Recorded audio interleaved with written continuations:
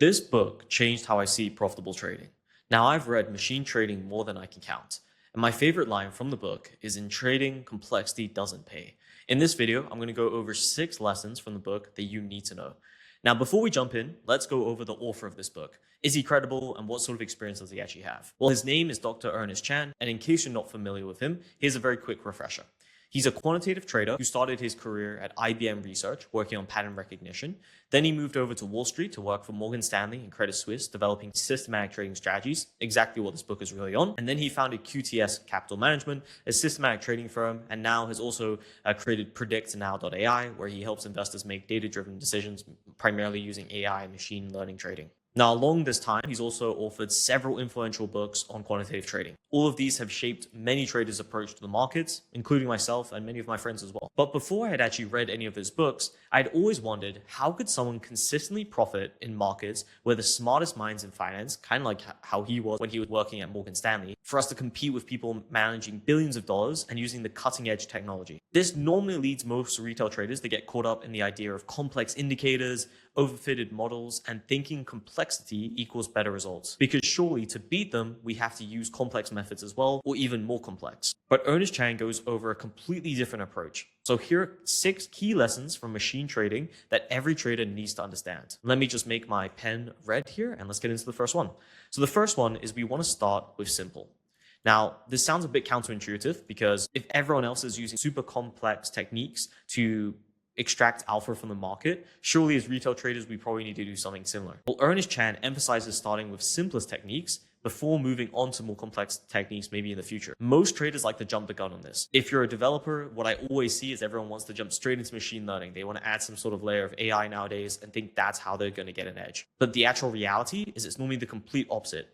From my own portfolio of automated strategies that run on the futures markets and now on the crypto markets as well, they're all based on incredibly simple techniques and primarily extract risk premiums and some inefficiencies that are more capital constrained. What that means is that those sort of bigger players can't really compete in that space because they're very illiquid or they can't push through that much size into it, so it's not worth their time. So that's where I like to compete if I'm looking for pure inefficiencies. But then also a large part of my portfolio is based on risk premiums. I have other videos on those topics if you're not too sure what those mean, but primarily you're getting paid for taking extra risk, and that's how you're getting outsized returns. Let's actually hear what Ernest Chan has to say on this particular lesson. Add additional profit, or does it add additional pain? So that's a great question, actually, among many other great questions. I do believe that a simple basic model is good, certainly 5 parameters or fewer. When you get complicated, you lose the intuition behind it. Now, lesson number 2 is each parameter must fight for its place. Chan warns that excess parameters are the easiest way to overfit a strategy. Keep only parameters that show statistical significance and serve a clear purpose, whether that be generating returns or controlling risk as well. Now, if you're unsure of how to do this, a great method is using parameter sensitivity. I actually have a video on this channel on that topic, and primarily what you're doing there is you're checking 2 parameter values based on a performance metric, and you're plotting it either on a heat map or a 3D surface graph to tell how does that parameter value, once it's slightly changed, affect performance. Very simple example here. Let's say you had a 20 moving average and a 50 moving average, and the intervals between those are, let's just say 1 or 2. If performance was really quickly dropping off, for example, 22 was the peak performance and then 25 was like terrible performance, that is very likely to be an overfitted strategy. Whereas if from 20 to 50, performance slowly decayed, meaning it slowly got worse, that's actually a good sign. That shows that overall that cluster of performance isn't being fitted to noise, and there actually could be something there for you to extract. There are 3 kinds that I want to describe. One is look ahead bias, essentially using tomorrow prices to trade today. The second bias would be survivorship bias, something that we just talked about moments ago, backtesting using the current stock universe, but not with a point in time universe or a historically accurate universe.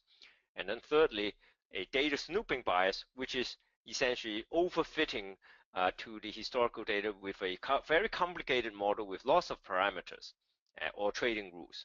So all 3 biases tend to inflate backtests with performance and therefore overestimate live returns. They are very dangerous because they would encourage you to trade the strategy and you would likely actually lose money. Now, biases that tend to deflate backtest performance are not as dangerous because all you will decide is let's not trade it. Now, number 3 is the goal isn't to find one perfect strategy. To quote actually directly from the book, the key is diversification. The more independent strategies we have in a portfolio, the less chance that they will all stop working or have a drawdown at the same time. Chan recommends maintaining multiple strategies trading live simultaneously with continuous births and deaths. I think this is one of the most classic mistakes. A lot of people search for that perfect strategy on YouTube, that 90% win rate strategy that's going to generate consistent returns for years and years to come. Simply put, that doesn't exist. At any big firm, they are constantly researching new ideas and new ways to either exploit the market or to have actually even individual trades put on. And that isn't really any different when you're a retail trader. You're going to have new strategies come about every once in a while. And there's also a huge advantage of running multiple independent or otherwise uncorrelated or low correlation strategies, because it improves your overall risk-adjusted returns. Simply put, that means you have less drawdown and you have higher returns for the most part for that drawdown. If you want to know exactly sort of how to do that and how that breaks down, also some of the maths behind it, I have a video about the Holy Grail. The reason why it's called the Holy Grail is Ray Dalio and Jim Simons also coined it as the Holy Grail in trading, or like the free lunch in trading, which is primarily low correlation or uncorrelated strategies. Imagine that an entry-level quant has created a trading system. They have a single strategy and are satisfied with the results from testing it. Is it wise for them to trade this without having other strategies to diversify? Yes, I mean you can't just sit there and wait for 10 different strategies to all be ready to go before we start trading. So when we started our fund, we only traded one strategy, and obviously it was a very risky portfolio, and so we had a big drawdown. So that was unfortunate. But if we were to do it again, we would have lowered the leverage a lot. So until we get diversified. So yes, I mean if you have just one strategy, you could also you should start trading it, but one should not over lever one single strategy. Great. Yeah, I think that's really well said, Ernie. Now, number 4 is focus on inefficient markets. Newer or less efficient markets make for better opportunities. These often come with other risks, such as less clear infrastructure, less clear regulation, etc. But there is often way more alpha there to be found because of it. Now, a great example of this, that's actually directly from the book, I'll just show this kind of screenshot, is cross-exchange arbitrage.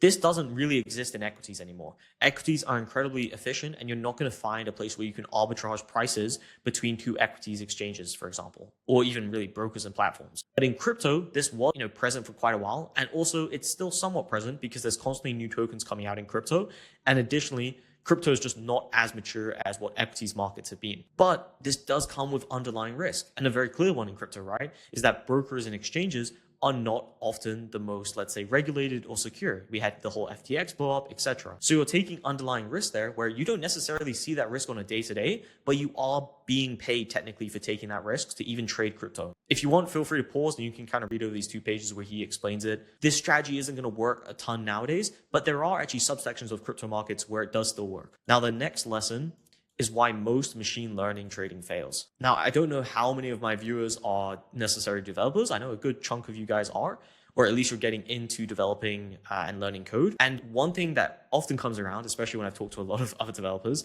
is because you have this advantage, right? Most other traders don't know how to code. And if you sort of know how to code or you're learning, you want to apply those advanced techniques. That isn't really actually where the advantage or alpha comes from. And this is because financial data is often quite limited, and it's definitely not stationary in the statistical sense, leading to one common outcome when you're using machine learning, which is overfitting. Now, don't get me wrong, machine learning can be used in trading.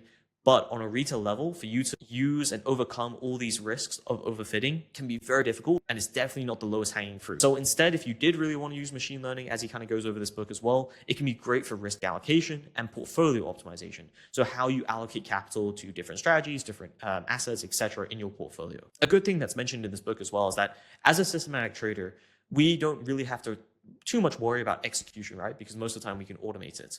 But the thing we do have to worry, and the constant fear of us, is overfitting. Your model is useless if you're falling into overfitting traps. And while you'll never know 100% if you've overfitted before you deploy it live and have enough samples, etc. live, that is the thing we're always trying to prevent. So that's why when someone says, oh, I'm going to use machine learning right now to optimize parameter values, I'm never personally that attractive to that method, because the thing in my mind that I'm trying to avoid always is overfitting.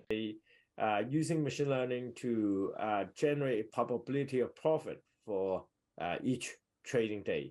And if the probability of profit is too low, we might decide not to trade that day, not to trade particular strategy on that day. The other one is what we call conditional portfolio optimization.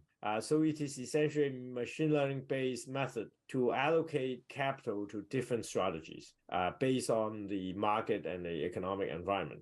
Instead of saying that, oh, well, we just invest equal amount of capital to each of the strategy, or we invest capital based on the inverse volatility. We update allocation regularly, maybe even every day, based on whether we expect the market will favor one or the other strategy using machine learning. That's super interesting. Now, the next lesson is continuous research. Strategies have finite lives, and poorly backtested ones might not even work in the first place. So ideally, you want to use rapid prototyping, where you build quickly, you test thoroughly still with out-of-sample data, parameter sensitivity, and other sort of metrics I also talk about on this channel. And then you discard failures fast. You don't want to hone on the same strategy, trying to improve it even more, trying to get more returns, trying to fix a strategy. That's always the worst things to do. You have to accept that this game is a lot about research, testing, and then going on from there. And as a reminder, no strategy works forever. And he actually has a great page kind of dedicated to this. So if you want to pause it and read it, feel free to. If you want to learn more about backtesting and also automation, check out the first link in the description. But apart from that, I hope you enjoyed the video.